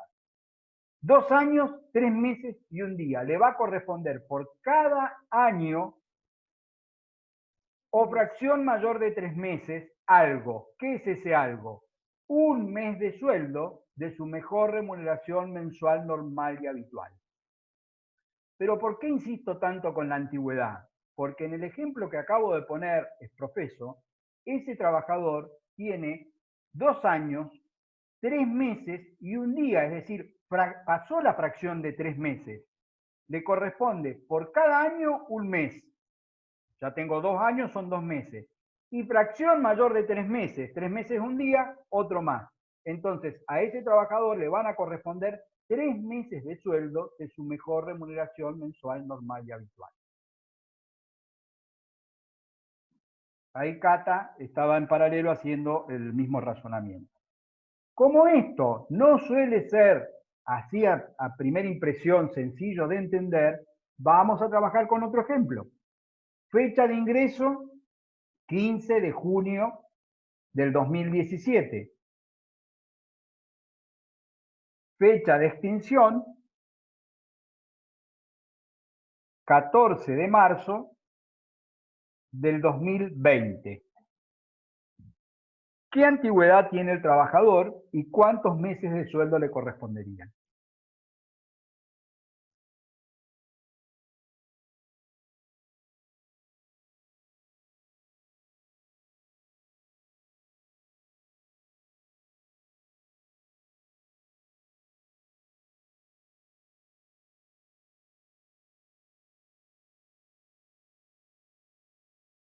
Bien. Puede ser 3 años, 9 meses, y bueno, ahí justo 9 meses, ¿no? 2 años Ah, y 2 9 años. meses. Y le corresponden 3 meses de indemnización. A ver, vamos a tratar de todos hacer la cuenta y todos sacarse las dudas. Si no se sacan la duda ahora, no es el problema el parcial del final, el problema es el ejercicio de la profesión. No lo podemos tener al tipo acá afuera esperándonos, dice, esperen, ya le voy a hacer la cuenta, pero no tengo claro si son 2 meses, si son 3, si le puedo poner uno más. No, no es serio. Entonces, la cuenta de antigüedad hay que sacarla bien. ¿Qué fecha habíamos dado de ingreso de este tipo? Luisa, ¿qué habíamos dicho? 15 de junio del 2017. Bueno, vamos a la Entonces, cuenta del almacenero. 15 de junio del 17. Al 2018 usemos los deditos y si nos faltan ponemos los de los pies. 1. Al 2019, 2. Pero no llegamos al 2020 porque lo despedimos en marzo del 2020. Entonces tengo 2 años, anoto 2 años y después empiezo con los meses de junio. Julio, agosto, septiembre, octubre, noviembre, diciembre, enero, febrero. Creo que lo habíamos pedido en febrero. en marzo lo despedimos, el 14. Bueno, me dan 9 a mí. A ustedes le dieron, acá a Lana le dio 8, a mí me dan 9, pero con los deditos, no sé. Y tantos días. Acá ya pasó a ser un poco anecdótico cuántos días, porque ¿qué es lo que tengo? Tengo 2 años y tengo fracción mayor de 3 meses. Tengo 8 meses. Con lo cual lo que le corresponde son 3 meses de sueldo. Superé claramente la fracción de los 3 meses. Por eso, si ustedes hacen un esfuerzo de recordar, cuando hablamos de periodo de prueba, dijimos que si bien el artículo dice específicamente que no se devenga indemnización, tampoco se podría haber debido indemnización por antigüedad, porque el artículo 245 tiene un requisito, que es que para generar el derecho de indemnización por antigüedad, tengo que tener más de 3 meses. Si yo tengo 2 meses, 28 días, no tengo indemnización por antigüedad, porque es por cada año de servicio o fracción mayor de 3 meses. Si no llegué a la fracción mayor de 3 meses, no tengo ni siquiera el cómputo de un año. Entonces, vuelvo al artículo para que lo podamos ver. Dice, en los casos de los despidos dispuestos por el empleador sin causa, sin justa causa, habiendo no mediado preaviso, olvidémonos del preaviso, ese instituto va por separado y ya hemos visto cuándo hay indemnización de preaviso, este deberá abonar al trabajador una indemnización equivalente a un mes de sueldo por cada año de servicio o fracción mayor de 3 meses. Entonces, lo primero que hago es determino la antigüedad, para saber en base a esa antigüedad si le corresponde 1 mes, 2 meses, 3 meses, cuántos meses de sueldo. Despejé esa primera X. Ahora viene el otro inconveniente. ¿Qué se entiende por mes de sueldo? Ese mes de sueldo es de la mejor remuneración mensual, normal y habitual. Se tienen que dar estos requisitos. Dice después de la coma, tomando como base la mejor remuneración mensual normal y habitual, devengada durante el último año o durante el tiempo de prestación de servicios si fuere menor. En la práctica, me despiden hoy, 29 de mayo. Olvidémonos de que no hay despidos posibles sin causa, pero me despiden hoy. ¿Qué voy a hacer? Voy a mirar los últimos 12 meses para atrás, me voy a ir hasta mayo del 2019 y voy a determinar cuál ha sido mi mejor remuneración mensual, normal y habitual.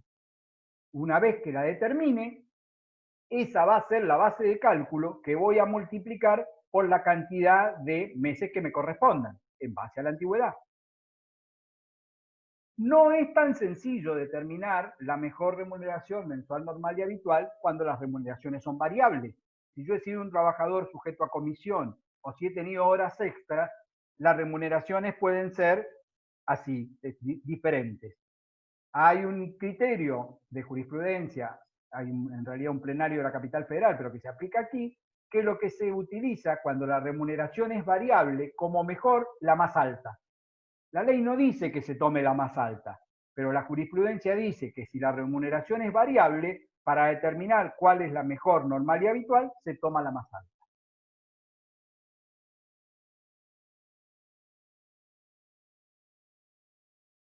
Hasta acá, ¿han entendido por dónde vamos? Estamos en el primer párrafo. ¿Se entiende o no? ¿O es necesario volver con algo de esto? Veo pocas caras, pero los que veo dicen que sí. Avanzo.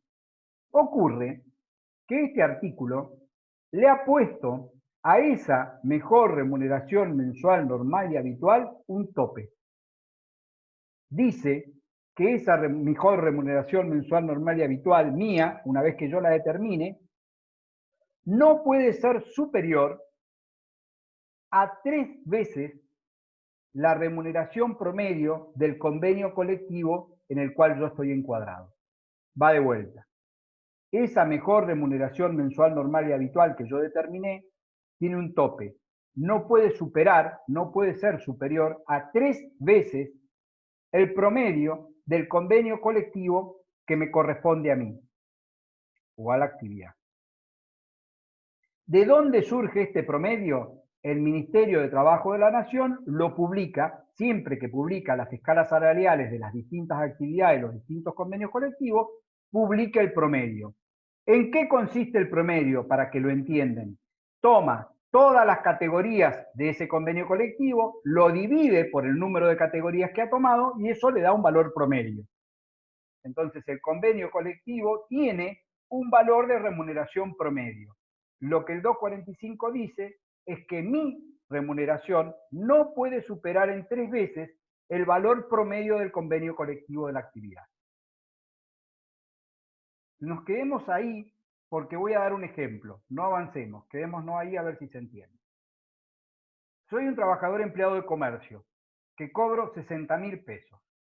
Anoten para que vamos a hacer el cálculo. Anoto, cobro 60.000 pesos. El promedio del convenio colectivo de la actividad, supongamos, no es real, pero el promedio del convenio colectivo de la actividad comercio que ha publicado el Ministerio es de 25.000 pesos. La pregunta es, ¿cuál es el tope que debo aplicar? Y si en este caso concreto aplico el tope o aplico mi remuneración.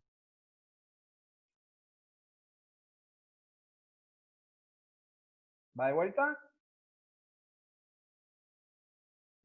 Aplico la remuneración, profesor. ¿Por qué?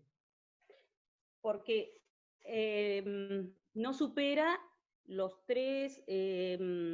¿Cuánto te dio el tope, no supera Luisa? 75.000.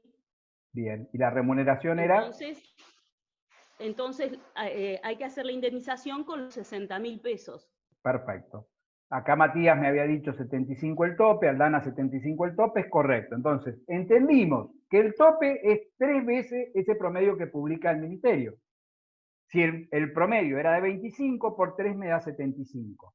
Como es un tope y yo no llegué al valor del tope porque yo cobro 60, la cuenta la hago con 60. Y punto. Cambio el ejemplo. Yo cobro 80.000 pesos de remuneración mensual y el tope del convenio son 25.000 pesos por día. ¿Qué tomo? ¿80 o 75? En ese caso, tomo 75 porque el tope juega como tope y no me permite tomar mi remuneración, mi mejor remuneración normal y habitual. ¿Por qué? Porque mi remuneración excede el tope.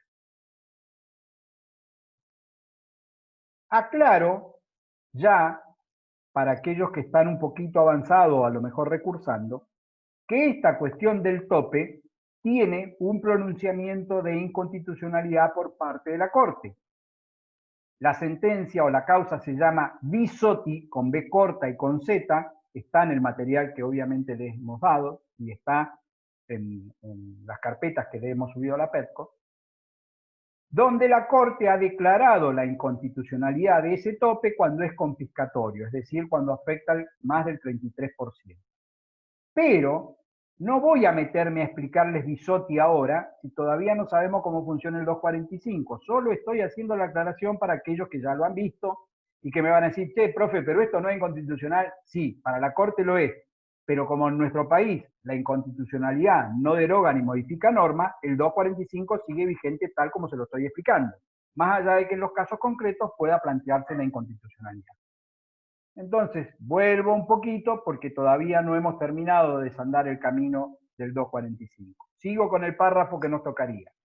Dice, dicha base, estamos hablando de la mejor remuneración mensual normal y habitual, que es la base de cálculo, no podrá exceder el equivalente de 3 veces el importe mensual de la suma que resulta del promedio de todas las remuneraciones previstas en el convenio colectivo de trabajo aplicable al trabajador al momento del despido, por la jornada legal o convencional, excluida la antigüedad. Esto es lo que acabamos de explicar. Este es el tope a la base de cálculo. Nunca puede exceder 3 veces el promedio del convenio colectivo que lo publique el Ministerio. El Ministerio de Trabajo, Empleo y Seguridad Social le corresponderá fiscar y publicar el promedio resultante juntamente con las escalas salariales de cada convenio colectivo. Esto en la práctica se hace. Cuando se homologa la escala salarial, sale publicado el promedio por parte del Ministerio. Ahora, ¿qué pasa si yo soy un trabajador excluido de convenio? ¿Por qué? Porque soy un gerente general, estoy fuera del convenio colectivo. ¿O qué pasa si en esa misma empresa que yo estoy fuera de convenio aplican varios convenios colectivos? Porque la actividad es una actividad integrada y tenemos trabajadores de comercio, trabajadores de empaque, trabajadores de frío, trabajadores rurales. La solución la da la propia ley. Dice, para aquellos trabajadores excluidos del convenio colectivo de trabajo, el tope establecido en el párrafo anterior será el del convenio aplicable al establecimiento donde preste servicio, o el convenio más favorable en caso de que hubiera más de uno. Y esto puede ocurrir de que haya más de un convenio colectivo, yo soy un fuera convenio, ¿cuál se aplica? El más favorable. ¿Cuál va a ser el más favorable? Por supuesto el que tenga el tope más alto, porque es el que me va a permitir acercarme más a mi base de cálculo si mi base de cálculo fuera alta. Y ahora vamos a ir al último párrafo, voy a saltear un párrafo para no complicarlo.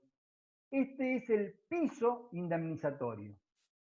Nunca mi indemnización va a poder ser menor a ¿qué? A un mes de sueldo. ¿De qué sueldo? De mi mejor remuneración mensual normal y habitual. Este es el mínimo de la indemnización del 245. Dice, el importe de esta indemnización en ningún caso podrá ser inferior a un mes de sueldo calculado sobre la base establecido en el párrafo primero, que es mejor remuneración mensual normal y habitual. Ustedes ya vieron trabajadores rurales, ley 26727, y recordarán, o deberían recordar, que en ese caso para el trabajador rural el mínimo indemnizatorio son 2 meses de sueldo. El trabajador rural, ley 26727, como mínimo indemnizatorio tiene 2 meses de sueldo. En el 245 el piso es 1 mes de sueldo. Antes que Alina se me duerma, vamos a hacer un repaso compactado de esto para ver si podemos ponerle un poco de onda a la cosa. Bien. Momento. Ahí amplío un poquito. Y voy a dejar de compartir para que podamos vernos caras y repasar entre todos. Esta es la aproximación al 245. Esta es la primera clase. En la próxima vamos a refrescarlo y vamos a hacer ejercicios así en vivo para que hagan la cuenta y se vayan soltando y entendiéndolo. ¿Qué estamos analizando? Estamos analizando la forma en que se calcula una indemnización cuando el despido es sin causa. Vamos a ver que es mucho más que eso. ¿Por qué? Porque aun cuando el despido fuera con causa, yo la invoco, pero luego no la apruebo y el tribunal me termina fallando en contra y dice que el despido fue incausado, también se aplica el 245. Cuando el trabajador se coloca en lo que se denomina situación de despido indirecto, que es otro supuesto que todavía no hemos visto, que es cuando el trabajador es el que extingue, invocando una injuria del empleador, también corresponde la indemnización del 245. Entonces, es sustancial poder saber cómo hago el cálculo. Lo primero que les dije es que teníamos que tener en cuenta la antigüedad. ¿Por qué? Porque este artículo parte de decir que por cada año de servicio o fracción mayor de 3 meses, me corresponde un mes de sueldo de mi mejor remuneración mensual normal y habitual. Entonces, lo primero que tengo que determinar con certeza es la antigüedad. Y dije que lo pongan en principio hasta que esté en canchero con año, meses y días. Porque como si supera la fracción de 3 meses, pasa al otro módulo, es decir, me corresponde un mes más, es importante saber si tengo un año, 2 meses, 29 días, o si tengo un año, 3 meses y un día, como acabamos de hacer el ejemplo. Superé la fracción de 3 meses, me corresponde otro módulo. Si tengo la antigüedad, el otro problema que tengo es sacar la remuneración. ¿Por qué? Porque la ley no dice cualquier remuneración, no dice la más alta, dice la mejor remuneración mensual, normal y habitual. Si un trabajador durante sus últimos 12 meses, solo un mes hizo horas extras y cobró en ese mes 50.000 pesos cuando venía cobrando siempre 40, eso no es normal y habitual, es excepcional. Entonces no se va a poder tomar válidamente como la mejor remuneración mensual, normal y habitual a la base de cálculo. Recuerden que hicimos mucho hincapié en la importancia de determinar qué valores son remuneratorios y qué no, justamente por esto, porque cuando vimos remuneración dijimos que si yo a mi base le saco sumas de dinero y las pongo como no remuneratorias, no las voy a poder tomar a los fines del 245, porque técnicamente el 245 dice que solo tomo la mejor remuneración y usa la palabra remuneración. No dice la suma más alta percibida por todo concepto, que podría haber sido otra salida. Dice la mejor remuneración mensual normal y habitual. Y a su vez, lo que hemos explicado es que esa remuneración no puede ser cualquier valor, no puede ser el valor indefinidamente alto. ¿Por qué? Porque el legislador decidió ponerle un tope. Ese tope es 3 veces el promedio del convenio colectivo que se me aplica a mí. Si yo no estuviera en un convenio colectivo porque soy fuera de convenio colectivo, el de la actividad, y si hubiera más de uno, el más favorable. Pero esa es la forma en que la base de cálculo está sujeta a un tope. Nunca puede excederlo. Bisotti de por medio es inconstitucional el tope en determinadas circunstancias. Esto lo vamos a ver luego. Quedémonos con la letra del 245. Y hay un piso, un mínimo indemnizatorio, que es de un mes de sueldo de la mejor remuneración mensual normal y habitual. Un único ejercicio hoy, ya en caliente, para que lo resolvamos, a ver si se entendió. El trabajador ingresó el 20 de marzo del 2019 y es despedido el 20 de mayo de 2020.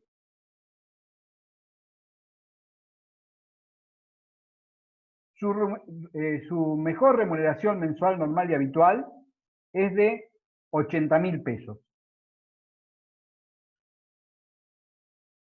El salario mensual promedio del convenio colectivo es de 25.000 pesos. Hagan la cuenta y díganme cuánto cobra de indemnización. No prendan los micrófonos. Díganmelo si pueden por chat, por favor. Ya sé que lo van a leer todo el chat, pero no se copien. A ver si cada uno, qué saca cada uno.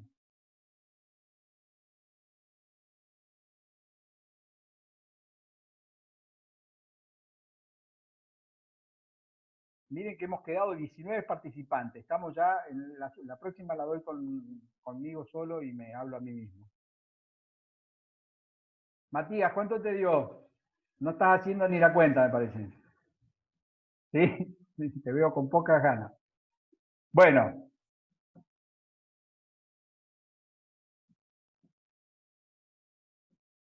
Ya tenemos dos valores distintos, eso está bueno. Pero los dos tienen lógica.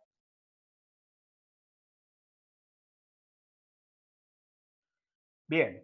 Algunos dicen 75, otros dicen 80. Todos estuvieron, está bien. Vamos ahí, listo. Ya está lo que yo quería. Primero, la antigüedad, ¿de cuánto era? De 1 año. ¿Por qué? Porque no excedió los 3 meses. Es 1 año, 2 meses y una cosa así. O sea, es 1 año. Entonces le tengo que pagar 1 mes de remuneración. ¿Cuál era la mejor remuneración mensual normal y habitual? 80.000 habíamos dicho. ¿Sí? Si le aplicáramos el tope de convenio es 75.000. Entonces, los que dijeron 75.000 es porque aplicaron el tope de convenio, bien a la primera parte del artículo. ¿Pero qué se olvidaron? La última parte del artículo. Porque la última parte del artículo dice que la indemnización nunca puede ser menor a 1 mes de sueldo. Entonces, el mínimo indemnizatorio que este trabajador tiene es 80.000 pesos. Porque no podemos hacer jugar el tope de los 3 porque violamos el piso de la parte final. Entonces, lleva premio Mica, que puso 80.000, no sé si con ese razonamiento o no, pero bien por Mica, y Alina, Galaxy J5 y... No, y Mica, te retractaste, habías puesto 80, después pusiste 75. No, yo que te iba a dar un premio. Bueno. Era con trampa, Lina, exactamente, era con trampa, sí. Y así van a ser los del parcial porque la vida supera la ficción y van a tener esta situación. Pero bueno, era para hacer jugar el piso indemnizatorio, ese era el objetivo. Chicos, ¿alguna pregunta o duda? Esto es aproximación, o sea, nos metimos en este tema que es un poquito pantanoso, pero en la próxima clase van a ver que lo podemos resolver sin mayor problema. ¿Alguna duda, alguna pregunta? ¿No? ¿Matías? ¿No? ¿Ok? Gracias por el aguante. Yo la semana que viene, calculo que da Sergio el lunes y yo daré el miércoles. Así que nos vemos el miércoles. Cuelgo en un rato la clase y después les mando el link para la próxima. Que anden bien, buen fin de semana. Chao, profe, gracias. Chao, Candela.